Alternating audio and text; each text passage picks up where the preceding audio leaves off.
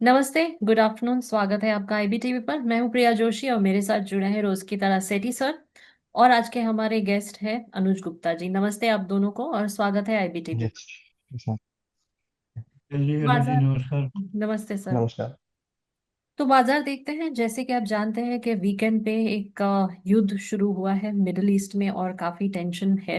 तो इसके चलते आज बाजार जो है वो काफी गिरावट हमने देखी है, वॉलेटिलिटी बढ़ गई है।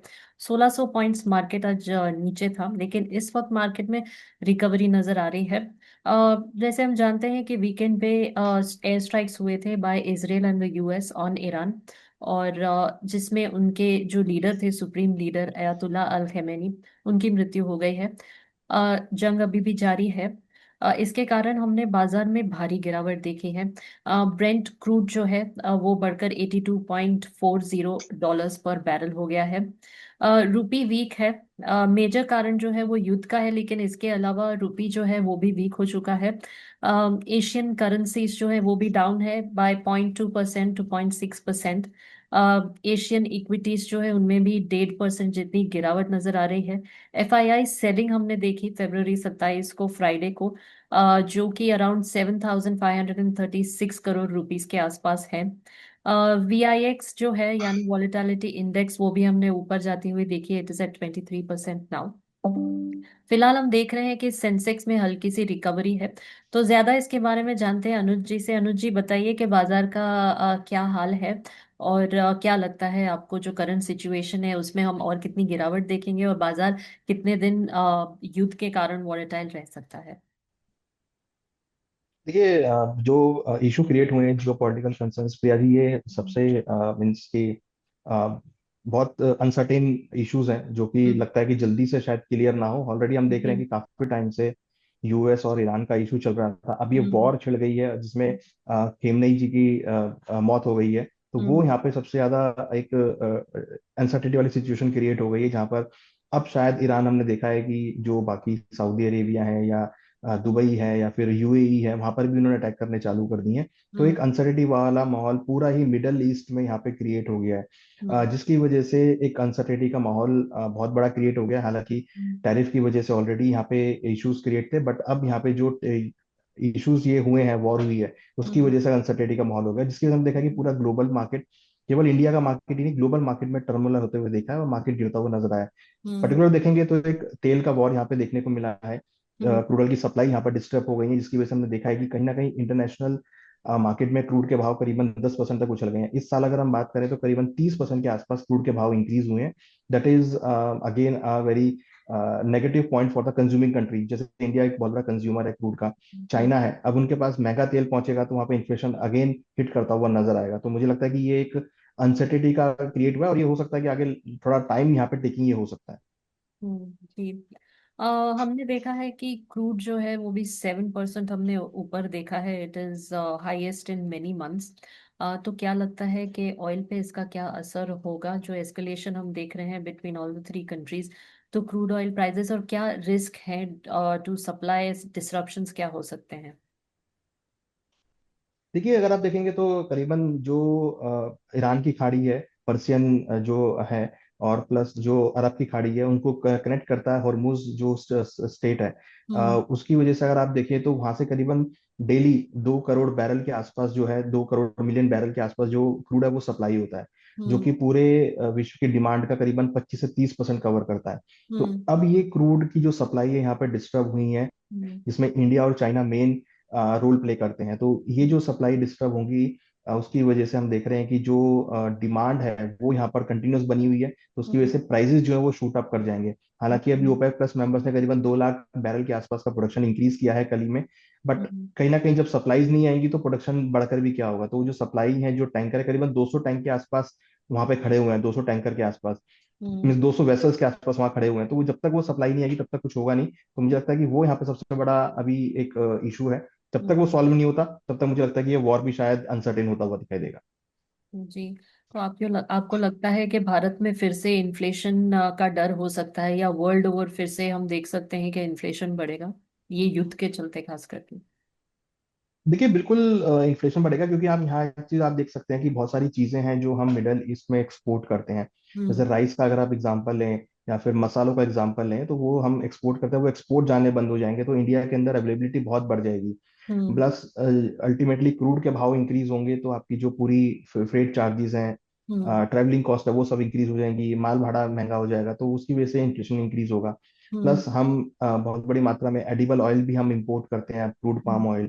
तो हम्म। वो उस रास्ते से ही आता है ऑलमोस्ट, तो अगर वो रास्ते से क्रूड पाम नहीं आएगा तो कहीं ना कहीं फिर वो इशू क्रिएट होता हुआ नजर आएगा। तो दैट हम्म। इज समहाउ कि किस तरीके से अभी चीजें मैनेज होंगी और ये कब तक आने में टाइम लगेगा, मुझे लगता है कि थोड़ा टाइम कंज्यूमिंग हो सकता है, क्योंकि अगर चीजें टाइम से नहीं पहुंचेंगी पोर्ट्स पे तो आगे डिस्ट्रीब्यूशन भी टाइम से नहीं हो पाएगा, जिसकी वजह से जो चेंजेस हैं, जो प्राइस में फ्लक्चुएशन है, वो आपको काफी देखने को मिलेंगी। जी। गोल्ड और सिल्वर की बात करते हैं, they are always known as safe haven assets. तो अभी जो करंट कॉन्फ्लिक्ट चल रहा है उसके चलते क्या आपको लगता है कि प्राइसेस और भी बढ़ेंगे? देखिए बिल्कुल, अगर आप देखेंगे तो गोल्ड एक ऐसा प्रोडक्ट है जो जब भी अनसर्टेन होती है तो एक तेजी देखने को मिलती है। हमने देखा है कि गोल्ड के भाव अब अगेन $5400 के ऊपर मूव करते हुए नजर आए हैं। एक अच्छी खासी रिकवरी हमने गोल्ड के भावों में देखी है। सिल्वर भी ऑलमोस्ट $95 के आसपास ट्रेड कर रहा है, तो एक सेफ हेवन डिमांड हमने यहाँ पर आती हुई देखी है। और जनवरी के एंड में हमने एक बड़ी गिरावट देखी थी, बट वहां से प्राइस दोबारा शूट अप होते हुए नजर आया। तो एक सेफ हेवन के तौर पर हम देख रहे हैं गोल्ड सिल्वर में रिकवरी देखने को मिल रही है, और ये रिकवरी मुझे लगता है कि आगे भी सस्टेन रहेगी, क्योंकि long term trend gold silver का पॉजिटिव है। करेक्शन जरूर आया था जो कि एक बाइंग अपॉर्चुनिटी थी, वहां से अब देख रहे हैं प्राइस धीरे धीरे अब $5400 की तरफ और $100 की तरफ जाते हुए दिखाई दे रहे हैं। जी। अब तो शॉर्ट टर्म और लॉन्ग टर्म इम्पैक्ट क्या हो सकते हैं अगर युद्ध ज्यादा चलता है, तो खास करके ऑयल पे और energy prices, overall energy prices and inflation globally? देखिए शॉर्ट टर्म में तो डेफिनेटली इशू ही है। हम देख रहे हैं कि क्रूड के प्राइस एक दिन में करीबन 10% इंक्रीज हो गए हैं, तो हम्म। वो एक हिट करेगा। दूसरा कहीं ना कहीं एक अनसर्टेनिटी का माहौल है। हम्म। आपके जो आपके व्यापार हैं, इंपोर्ट हम्म। एक्सपोर्ट व्यापार है, वो सब यहाँ पे थोड़े से डिस्टर्ब होते हुए दिखाई देंगे। हमने देखा है रिसेंटली जो हम्म। कंटेनर्स गए थे वो अब कैंसिल होने चालू हो गए हैं। ईरान में हम्म। चावल के जो कंटेनर थे वो कैंसिल हो गए हैं, मसालों के जो ऑर्डर थे वो कैंसिल हो गए हैं। जी। तो ये सब चीजें बिजनेस में इम्पैक्ट करेंगी। प्लस हम्म। लॉन्ग टर्म में डेफिनेटली, क्योंकि जो सिस्टम है वो थोड़ा सा यहाँ पर हिल जाता है, तो उसकी वजह से हो सकता है कि आपको थोड़ा लंबे समय तक वेट करना पड़ेगा। तो वो सेटल होने में टाइम लगेगा। Payments mode, import export mode, फिर जो फ्रेट चार्जेस हैं उसका वापस लेवल पे आना, क्रूड का वापस लेवल पे आना, क्रूड की सप्लाई बढ़ना, ये थोड़ा टाइम कंज्यूमिंग हो सकता है। तो मुझे लगता है कि लॉन्ग टर्म में भी अगर हम आने वाले 3 या 4 महीने की बात करें या 5 महीने तक बात करें, तो मुझे लगता है कि मार्केट अभी थोड़ा सा इसी के इर्द गिर्द घूमता हुआ नजर आएगा। जी। ये जो कॉस्ट हैं, जो बढ़ते हुए कॉस्ट हैं कमोडिटीज के, जैसे कि ऑयल है, गोल्ड है, सिल्वर है, सिर्फ इन्फ्लेशन नहीं लेकिन करंट स्टेबिलिटी पे क्या असर होगा? यूएसडी पे क्या होगा? About the USD strength, central bank policies इस पे कैसे रिस्पॉन्ड करेंगे? देखिए हालांकि गोल्ड सिल्वर से इतना इम्पैक्ट नहीं पड़ेगा क्योंकि ये एसेंशियल आइटम तो नहीं है, बट हाँ क्रूड के भाव अगर बढ़ेंगे तो इसका इम्पैक्ट हर तबके पर आता हुआ दिखाई देगा। चाहे वो हम्म। ट्रैवलिंग हो, चाहे किराए माल भाड़ा हो, हम्म। चाहे आपका रहन सहन हो, सभी पे इम्पैक्ट पड़ता है। तो क्रूड के भाव अगर बढ़ेंगे तो उसका इम्पैक्ट आपको फाइनली एंड कंज्यूमर पे आता हुआ दिखाई देगा। तो उसका इम्पैक्ट यह है कि प्राइसेस बढ़ सकते हैं कमोडिटीज के, थोड़ी हम्म। तेजी आपको देखने को मिल सकती है। हालांकि ये शॉर्ट टर्म रहेगा, क्योंकि क्रूड जिन देशों में ये फाइट हो रहा है, जिन देशों में वॉर छिड़ी हुई है, उनके लिए ब्रेड बटर क्रूड ही है। अगर वो क्रूड का हम्म। सप्लाई रोक देंगे तो उनकी इकोनॉमी में रेवेन्यू आना बंद हो जाएगा। तो वो मुझे नहीं लगता कि यहाँ पे रोकेंगे, तो उससे वो जल्दी से इसको सॉल्व करने की कोशिश करेंगे। हम्म। जी। Sethi sir, any questions from your side? मैं तो ये अनुजी से ये जानना चाहता हूँ कि ईगो की लड़ाई है या जो मेन इशूज कौन से हैं इनके? इशूज की लड़ाई है कि देखिए ईगो की लड़ाई है? देखिए ईगो की लड़ाई आपने बिल्कुल ठीक कहा, ईगो की लड़ाई है। प्लस जो मेन इशू है जिसके पीछे ईगो काम कर रही है वो है नेचुरल रिसोर्सेज को होल्ड करना। क्योंकि हम्म। यूएस चाहता है कि भाई जो दुनिया है वो सिर्फ क्रूड उससे परचेज करे। उन्होंने रशिया के साथ भी यही शर्त रखी थी, और ईरान के साथ भी उन्होंने यही सैंक्शन रखे हैं। तो यूएस चाहता है कि भाई जो भी दुनिया क्रूड ले रही है वो उससे क्रूड लेगा, जिससे कि उसके डॉलर में पेमेंट्स हो, डॉलर की डिमांड बढ़े। प्लस वो ये चाहता है कि कोई भी देश न्यूक्लियर पावर को ना होल्ड करे, केवल वही न्यूक्लियर पावर को होल्ड करे जिससे वो उनके ऊपर दबदबा बना सके। तो ये जो है बेसिकली एक वर्चस्व और एक ईगो को सेटिस्फाई करने वाली बात है यहाँ पे। या दूसरे इसमें कई देश हैं जो इन्वॉल्व नहीं है, लेकिन वो एक दूसरे के इतने करीब हैं कि वहाँ अस्त्र शस्त्र वहाँ पहुँच जाते हैं, जैसे दुबई में पहुँच गए। तो इससे और संबंध खराब होंगे। इसको कैसे सोल्यूशन, इसका क्या सोचना चाहिए? देखिए दुबई और यूएई, सऊदी अरब में अटैक करने का जो मेन रीजन है वो यही है कि जो क्रूड की सप्लाईज हैं। देखिए अगर आप किसी भी खाड़ी देश को देखेंगे तो उनके पास केवल दो सोर्स होते हैं इनकम के। एक तो होते हैं टूरिज्म, जो कि वहां पर बहुत जाता है। प्लस दूसरा जो है वो है क्रूड। अगर उन्होंने अटैक कर दिया तो टूरिज्म वैसे ही खत्म हो जाएगा। हम्म। दूसरा, तेल अगर रोक दिया तो वहां पर उनकी इकोनॉमी में रेवेन्यू आना बंद हो जाएगा, तो जो कि वो चाहते नहीं है। तो मुझे लगता है कि उन्होंने हिट किया कि भाई क्रूड की सप्लाई अगर 2-3 दिन भी रुक गई तो उनकी इकोनॉमी पर तुरंत उसका असर पड़ता हुआ नजर आएगा, क्योंकि क्रूड की जो ड्रिलिंग होती है वो कंटिन्यूस होती रहती है।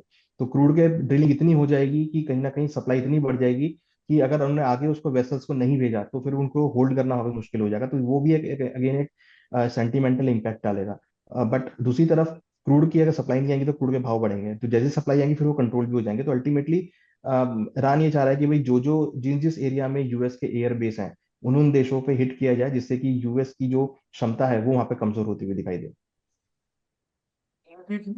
इन शॉर्ट तीन इश्यूज हैं, गोल्ड और सिल्वर का प्राइस और ऑयल का, तीनों के बढ़ने के चांस है।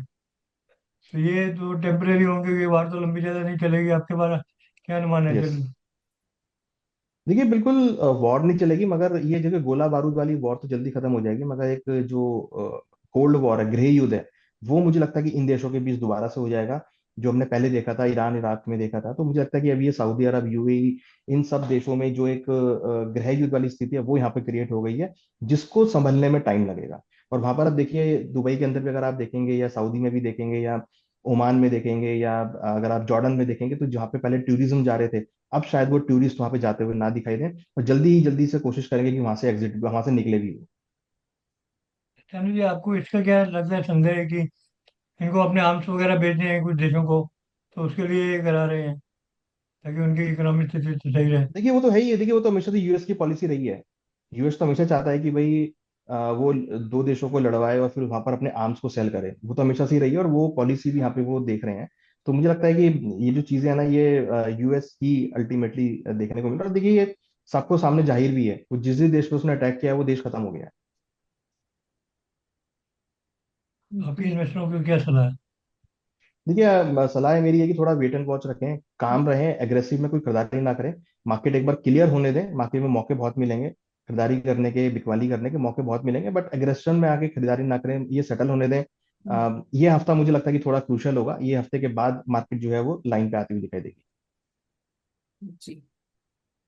अनुज जी, थैंक यू सो मच आज जुड़ने के लिए हमारे साथ। आपसे फिर जल्दी मिलेंगे। Thank you so much. नमस्ते। Thank you. Sir, thank you very much.